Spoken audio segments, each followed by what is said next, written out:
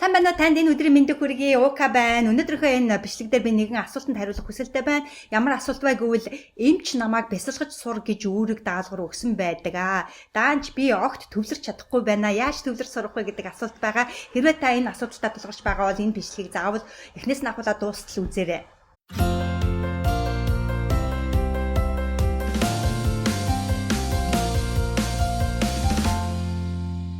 Анх бясалгаж эхлэхэд төвлөрөхөд хэцүү байдгүй гэвэл хэцүү байдаг. Бясалгахад төвлөрөлт маш их хэрэгтэй гэвэл хэрэгтэй. Тиймээс яаж төвлөрч сурах вэ гэвэл нэгдүгээрт практик сургуультаар бид сурдаг учраас, туршлага суудаг учраас өдөр болгон бясалгах. Тэгэхээр өдөр болгон 5 минут юм уу, 1 минут юм уу, 30 секунд юм уу цаг гаргаж байгаад бясалгана гэсэн үг. Тэгээд тэр гаргаж байгаа, зарцуулж байгаа цаг болгонд бид төвлөрч сурна гэсэн үг. Тийм учраас практик сургууль маш чухал байдаг учраас зөвхөн практик сургуультаар бид сурна. Тэрнээс биш би яаж бясалгаж сурах вэ гэдэг ном уншаад шууд бясалгадаг болох уу гэвэл үгүй.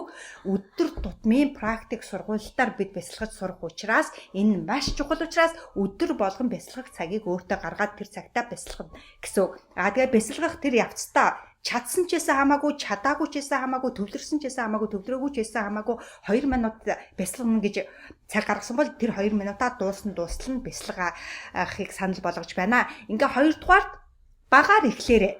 Заавал 20 минут. За би өнөөдөр 20 минут бясалгая гэж тэнд 20 минут ингээл өөрийгөө заваагаа суулгаад байх шаардлага байхгүй. Ерөөсө багаар эхлээрээ 30 секунд гэлтэхгүй, 15 секунд гэлтэхгүй, 5 минут гэлтэхгүй, 2 минут, 1 минут хамаагүй багаар эхлээрээ гэдгийг хэлэх хүсэлтэй байна. Ингээ 3 дугаарт хинч юуч саад болохооргүй чимээгүй орчинд өөрийгөө аваачаараа.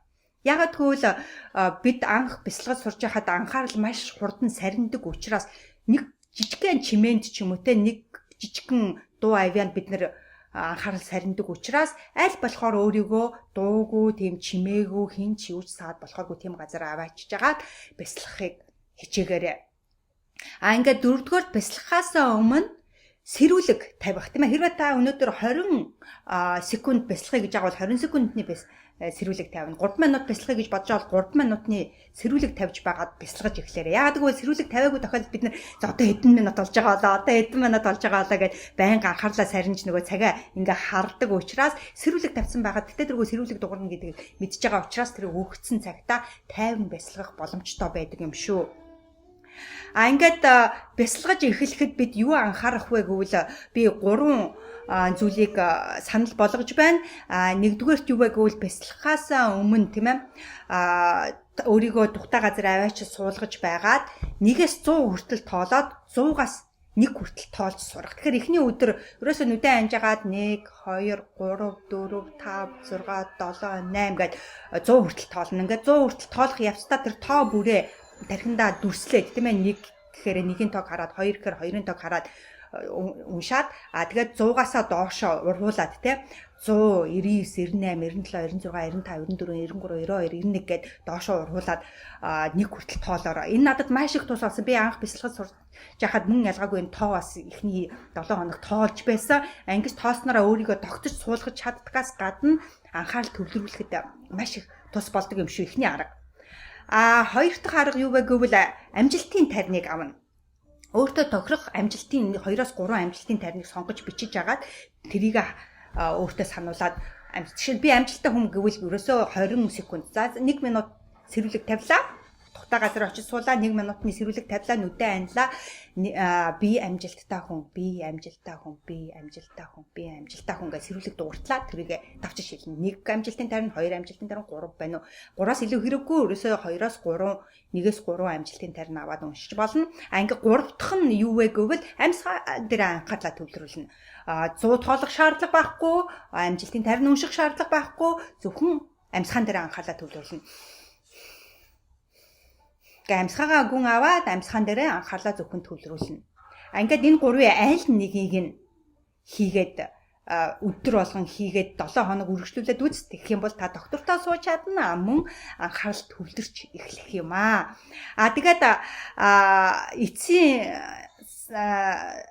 тус болох зүйл юу вэ гэвэл анхаарал сарнсан тэр тохиолдолд тийм ээ тоолж явах явцад эсвэл амжилтын тайрны уншиж байх явцад эсвэл амьсгаан дээр анхаарлаа төвлөрүүлж байх явцад анхаарал сарнсан тохиолдолд өөрийгөө зэмлээд хэрэггүй нөгөө минута бүр ихнээс нь тавиад бүр ихлүүлэх шаардлагагүй хаан зогсон тэндээсээ өргөжлүүлээрэ.